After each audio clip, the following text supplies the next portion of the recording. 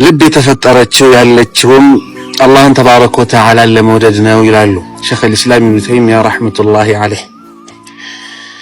ከአላህ ውጪ ማን አላት? እንደ አላህስ ማን ይወዳታል?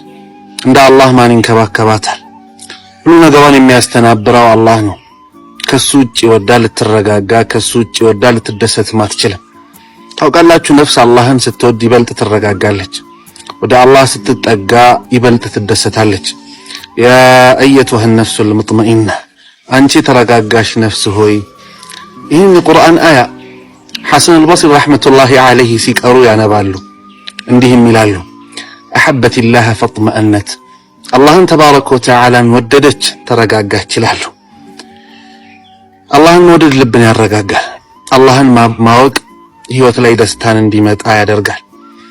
ወዳጄ ከአላህ ጋር ተዋወቅ፣ ያኔ አላህን ትወደዋለህ። ወደ አላህ ቀረብ በል፣ ያኔ ደስታ ወደ አንተ ሲቀርብ ትመለከተዋለህ።